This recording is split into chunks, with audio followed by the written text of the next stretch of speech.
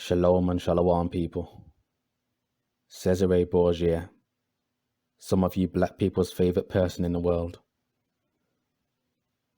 Now this is where you get the image of white Jesus from. This man right here, he was the son of Pope Alexander VI, and Pope Alexander ordered Leonardo da Vinci to replace all the images of Christ to make it look like his son, Cesare Borgia, who had an incestuous relationship with his sister. He was a homosexual, a murderer, you name it. And that's the image, a lot of you black people worship. Got all up in your houses, on your bed frame, all up in the black church, big old Cesare Borgia, aka White Jesus. And you know what?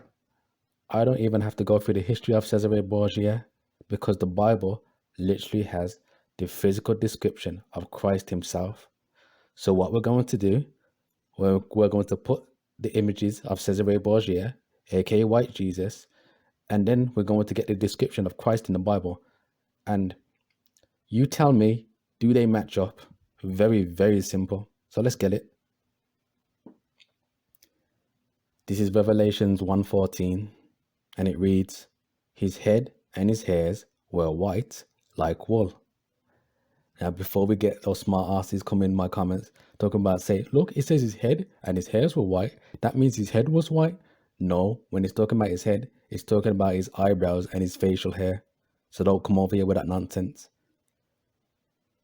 So once again, his head and his hairs were white like wool. Does this man have white woolly hair? Please, you tell me. Come on, black people.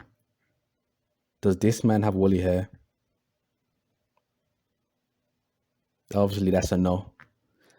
They didn't even get Christ's hair texture correctly. His hair texture, they couldn't even get correct. Yet you guys still think that this is the actual image of Hamashiach himself. Skipping down to 15, and his feet like unto fine brass. Let's see how dark this brass was. As if they burned in a furnace.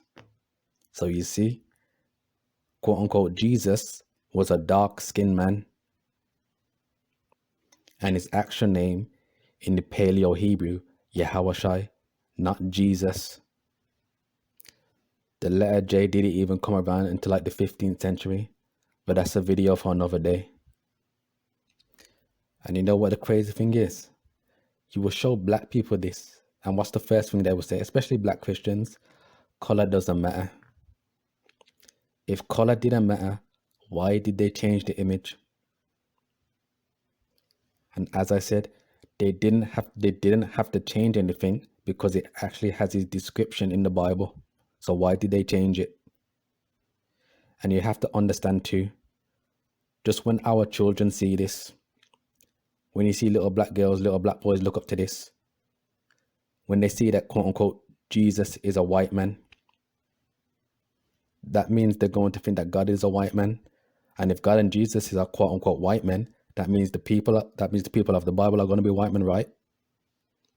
So our people are going to reverence them. Now, if you gave our children the true understanding of what the real Christ looks like, how do you think our children's psyche would change? You know, that little black boy, you're telling, you know, Christ looks like you. Christ has woolly hair like you. Christ has a dark skin complexion like you.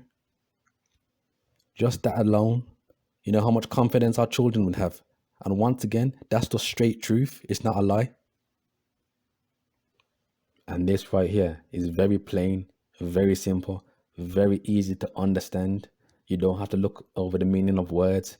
You don't have to go through this and go through that. You don't have to look up historical context. It's literally right there in the Bible.